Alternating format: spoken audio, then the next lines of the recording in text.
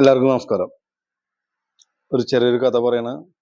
അപ്പോൾ കഥ നമ്മുടെ ജീവിതത്തിൽ മോട്ടിവേഷന് നമുക്ക് ആവശ്യമുള്ള സാധനമാണ് കഥ.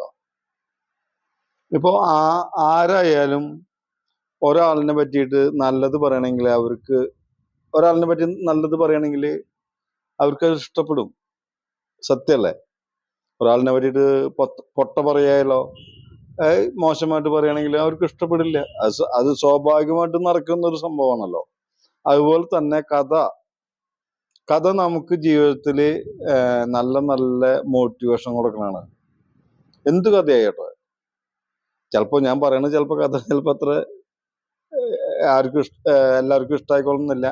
എങ്കിൽ പോലും നിങ്ങൾ കണ്ടു കഴിഞ്ഞാൽ അതിൻ്റെ ഒരു ഗുണം നമുക്ക് കിട്ടും. സത്യമല്ലേ? അതൊരു ചെറിയ കഥ പറയാം. ഇത് ലണ്ടനിൽ പണ്ട് നടന്നിട്ടുള്ളൊരു ഒരു കാര്യമാണ്. കാരണം വലിയൊരു കോടീശ്വരൻ, ആദ്യം പൈസ ഒന്നും ഉണ്ടായിരുന്നില്ല, അങ്ങനെ വലിയൊരു കോടീശ്വരൻ, ആളുടെ കമ്പനിയിൽ അന്ന് ഒരു 10-70 കൊല്ലം മുന്നേ 100ന്റെ മുകളിൽ കോടീശ്വരന്മാർ ജോലി ചെയ്യുന്നുണ്ടായിരുന്നു. ആദ്യം കോടീശ്വരന്മാരല്ലായിരുന്നു, പിന്നെ മൂപ്പരുടെ ഐഡിയയിൽ വന്ന് ജോലി ചെയ്തപ്പോൾ അവര് 100ഓളം കോടീശ്വരന്മാർ അന്ന് ഈ ആളുടെ കമ്പനിയിൽ ജോലി ചെയ്യുന്നുണ്ടായിരുന്നു. അപ്പൊ ആളെ തന്നെ വലിയൊരു ടിവിയുടെ ചാനലില് ഇന്റർവ്യൂവിന് വെച്ച വലിയ പൈസ, ഇത്രയും അധികം പൈസയുള്ള കുടുംബത്തിൽ ജനിച്ച ആളല്ല. അപ്പൊ ഇത്രയും നാളുകൊണ്ട് എങ്ങനെ ഇത്ര വലിയ പൈസക്കാരനായി, എന്താണ് അതിനുള്ള പ്രചോദനം, എന്താണ് അതിനുള്ള കാര്യങ്ങളൊക്കെ ഒന്ന് പറയാൻ വേണ്ടിയിട്ട് ഇന്റർവ്യൂ നടത്തുന്നു. അപ്പൊ ഇന്റർവ്യൂല് ഈ വലിയ മുതലാളിയോട് ചോദിക്കണം, സാറിന്റെ കമ്പനിയിൽ എങ്ങനെയാണ് ഇത്ര അധികം പുരോഗമനം, എന്താണ് അതിന്റെ പിന്നിലുള്ള ഒരു രഹസ്യം എന്താണ് എന്ന് ചോദിക്കുക. അപ്പൊ ഈ മുതലാളി പറയാണ്, കാരണം 100ഓളം പേര് കോടീശ്വരന്മാര് അന്നത്തെ കാലത്ത് 100ഓളം കോടീശ്വരന്മാർ ജോലി ചെയ്യുന്ന അതിന്റെ മുകളിലുള്ള മുതലാളിയാണ്. അപ്പൊ ആ മുതലാളിയോട് ചോദിക്കണം. അപ്പോ ആ മുതലാളി പറയുന്ന ഉത്തരമാണ്, ശ്രദ്ധിക്കുക. നമുക്ക് സ്വർണം നമ്മൾ അരിച്ചെടുക്കുകയാണെന്ന് വെച്ചെങ്കിൽ, മണ്ണിന്ന് സ്വർണം എടുക്കണമെങ്കിൽ ടൺ കണക്കിന് ടൺ കണക്കിന് മണ്ണ് നമുക്ക് എടുത്തു മാറ്റിയാലാണ് ഒരു തരി സ്വർണം കിട്ടുക. നമ്മൾ തിരയണത് മണ്ണല്ല, നമ്മൾ തിരയണത് സ്വർണമാണ്. അപ്പൊ ടൺ കണക്കിന് മണ്ണെടുത്ത് മാറ്റിയാലാണ് കുറച്ച് സ്വർണം കിട്ടുക. അപ്പൊ നമ്മൾ അതിന്റെ ഗുണപാഠം എന്താ വെച്ചാൽ, നമ്മൾ തിരയുന്നത് നല്ല മനുഷ്യന്മാരെയാണ് തിരയുന്നത്.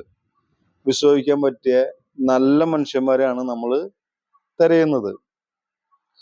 അത് അന്ന് ആള് പറഞ്ഞിട്ടുള്ളൊരു ഉത്തരമാണ് അത്. ഇതുപോലെ തന്നെ നമ്മുടെ ജീവിതത്തിലും നമ്മൾ കൂട്ടുകാരന്മാരും അങ്ങനെ മറ്റുള്ള ആൾക്കാരൊക്കെ തിരഞ്ഞെടുക്കുമ്പോൾ 100 ആളിൽ ചിലപ്പോൾ ഒരാളാണ് നമുക്ക് നല്ലൊരു കിട്ടുക. പക്ഷെ അവരെ നമ്മൾ നല്ല ബഹുമാനത്തിൽ അവരുടെ ആ സ്നേഹം പിടിച്ചു പറ്റാനുള്ള കാര്യങ്ങൾ നമ്മൾ ചെയ്യണം. അതിന് പ്രത്യേകിച്ചൊന്നും ചെയ്യണ്ട, ആത്മാർത്ഥമായ സ്നേഹം കാണിച്ചാൽ മതി. അത് മറ്റുള്ളവർക്ക് മനസ്സിലാവും. എല്ലാ സ്നേഹബന്ധങ്ങളും അങ്ങനെയല്ല. ഈ ലോകം തന്നെ നിലനിൽക്കുന്നത് വിശ്വാസത്തിന്റെ പുറത്താണ്. നമ്മള് ഇവിടുന്ന് പ്ലെയിൻ കയറിയിട്ട് അമേരിക്കക്ക് പോവാണ്, അതൊരു വിശ്വാസമാണ്.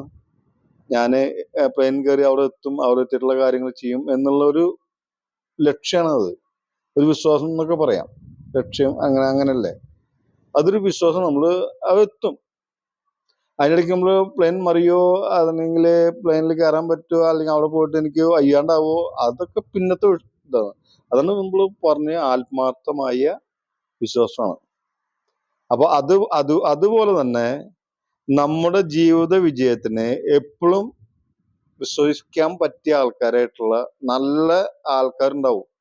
ചിലപ്പോൾ 100-ലാവില്ല, ചിലപ്പോൾ 1000-ൽ പേരാവും. അത് നമ്മൾ അന്വേഷിച്ചോണ്ടിരിക്കുന്നത് 1000-ൽ ഒരാളിനെയാണെന്നുള്ളത് നമ്മൾ എപ്പോഴും നമ്മുടെ മനസ്സിലുണ്ടാവുക.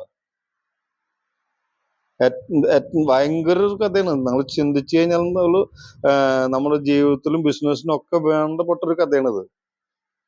നന്ദി, നമസ്കാരം.